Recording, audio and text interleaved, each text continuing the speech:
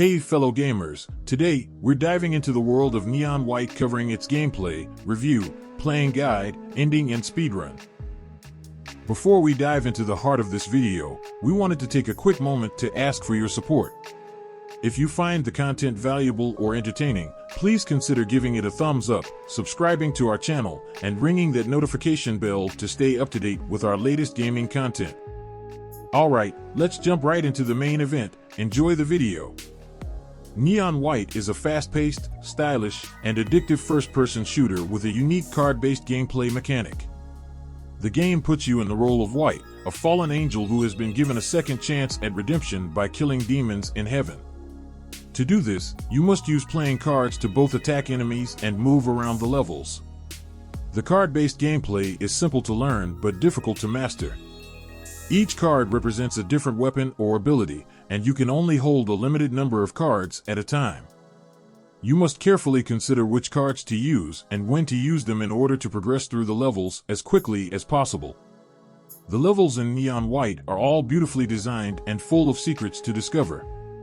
There are also a variety of challenges to complete, which will test your skills and patience. The game also features a unique story mode with a cast of colorful characters. Overall, Neon White is a fantastic game that is sure to please fans of fast-paced action games and unique gameplay mechanics. It is a must-play for anyone who enjoys a challenge. Here are some of the pros of Neon White.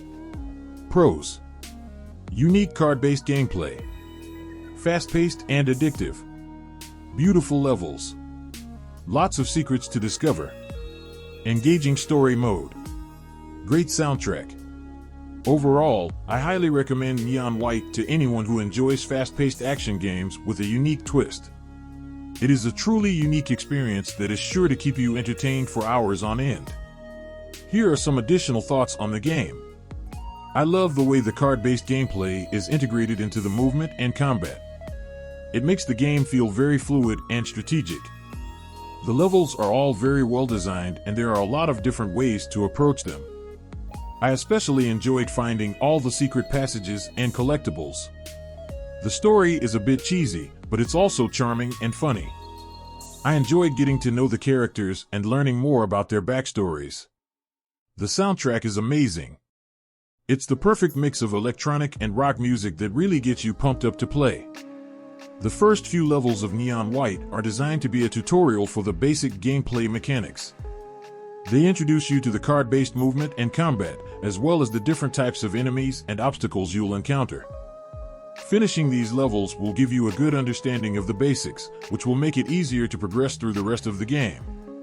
Additionally, finishing the first few levels will unlock the hub area, which is where you can access the story mode, challenges, and other features. So if you're struggling with the game, or if you're just not sure what you're doing, I recommend taking some time to finish the first few levels. It will make the rest of the game much more enjoyable. Here are some specific reasons why it's a good idea to finish the first few levels of Neon White as soon as possible. You'll learn the basic controls and mechanics of the game. You'll get familiar with the different types of enemies and obstacles. You'll unlock the hub area, which gives you access to the story mode, challenges, and other features. You'll start to build up your card collection, which will give you more options for movement and combat. You'll get a sense of the game's pacing and difficulty. So if you're just starting out with Neon White, don't be afraid to take your time with the first few levels. They're there to help you learn the game, and they're essential for progressing further. Water is a very versatile card in Neon White.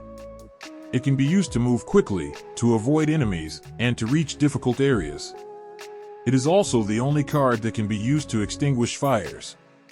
This makes water an essential card for any player, and it is especially important to rely on it in the early levels. As you progress through the game, you will unlock more cards, but water will always be a valuable tool.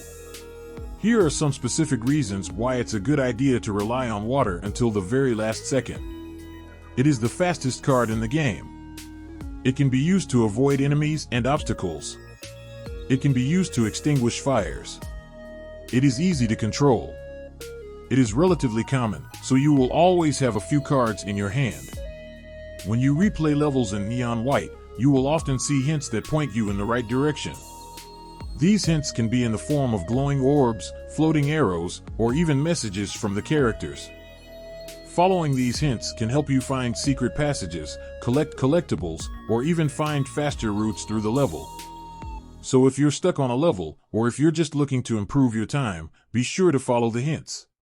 Here are some specific reasons why it's a good idea to follow the hints when replaying levels. They can help you find secret passages. There are many secret passages hidden throughout the levels in Neon White. These passages can contain collectibles, shortcuts, or even new cards. They can help you collect collectibles. There are a variety of collectibles to find in Neon White. These collectibles can be used to unlock new cards, weapons, and cosmetics. They can help you find faster routes. The levels in Neon White are designed to be challenging, and sometimes the fastest route through a level is not immediately obvious. The hints can help you find these faster routes. They can help you improve your time. If you're looking to improve your time on a level, following the hints can be a great way to do it. The ending of Neon White is a bit ambiguous, but it can be interpreted in a few different ways. The first interpretation is that White is redeemed and allowed into heaven. This is supported by the fact that he is able to defeat Angel and ascend to heaven at the end of the game. Additionally, the game's ending card shows White playing cards with Angel and other angels, which suggests that he has been accepted into their community. The second interpretation is that White is not redeemed, but he finds peace in heaven nonetheless. This is supported by the fact that White is still haunted by his past at the end of the game. However, he is also able to find happiness and belonging in heaven, even if he is not fully redeemed. The third interpretation is that the ending is up to the player to decide. This is supported by the fact that the game's ending is ambiguous and open to interpretation. The player can choose to believe that White is redeemed, that he is not redeemed, or that the ending is something else entirely. Ultimately, the ending of Neon White is up to the player to decide. There is no right or wrong answer, and the game's ambiguity is part of what makes it so powerful. Neon White is a fast-paced first-person shooter with a unique card-based gameplay mechanic. This makes it a popular game for speedrunning, as players must quickly and efficiently use their cards to move around the levels and kill enemies. The world record for the fastest completion of Neon White is currently held by Bisnap, who completed the game in 1 hour, 18 minutes, and 46 seconds. There are a number of different categories for Neon White speedruns, including any percent. This category is for the fastest completion of the game, regardless of how many cards are used or how many enemies are killed. All cards. This category is for the fastest completion of the game, while collecting all of the cards. No deaths. This category is for the fastest completion of the game, without dying. Pacifist. This category is for the fastest completion of the game, without killing any enemies. Speedrunning Neon White requires a high degree of skill and precision. Players must be able to quickly and efficiently use their cards, while also avoiding enemies and obstacles. There are a number of resources available to help players learn how to speedrun Neon White, including the Neon White Speedrunning Discord server. This server is a great place to find information and advice from other speedrunners. The Neon White Speedrunning Wiki. This wiki contains a wealth of information about the game, including strategies and tips for speedrunning.